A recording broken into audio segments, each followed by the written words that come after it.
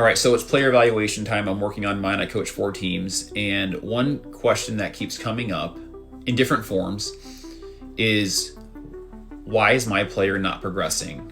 Or why is my talented player stopping with their progression? Now, I don't like the term talented player because it's highly subjective, and talented to what, in relation to what, and to whom. So I try to avoid those things and stay objective. But here's the reality, and this is not a complex topic. The modern day player, if they aren't progressing, is only showing up when coach schedules practice. Only showing up because parents want them to becomes more of a chore than a pursuit.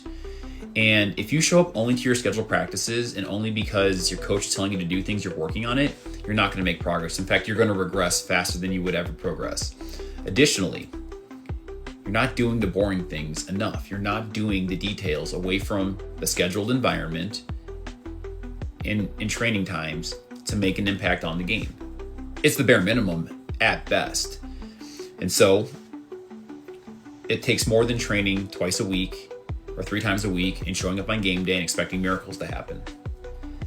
You can have 2 players on the same team with the same coach, same training schedule, belong to the same club, and one's making remarkably more progress than the other. What is the mystery? Well, it's inputs. Think of it this way. There's a parable out there, many of you probably heard this, about 2 lumberjacks, lumberjack A and B. They work with the same crew, the same force, they have the same brand of axe, they have the same boss, same lunch breaks. At the end of each day, Lumberjack A has substantially more wood in his pile than Lumberjack B.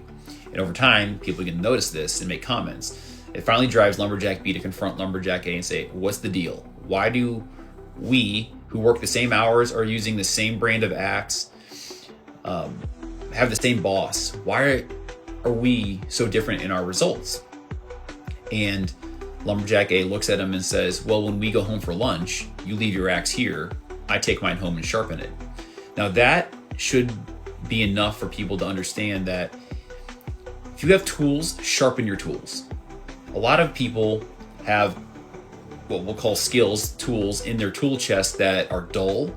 They're collecting dust because they don't ever use them. They don't train their deficiencies. They only work on what's comfortable. They only work on what they're already good at. And there's some merit to that, but you need to do more with making your weaknesses into strengths, which is obvious. If you look at something like long distance running, which I've done a ton of in my life.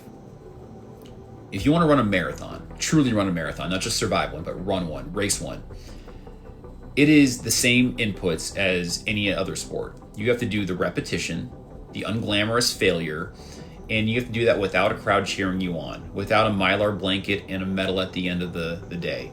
You have to go through the process of doing the little things consistently with intensity almost every day.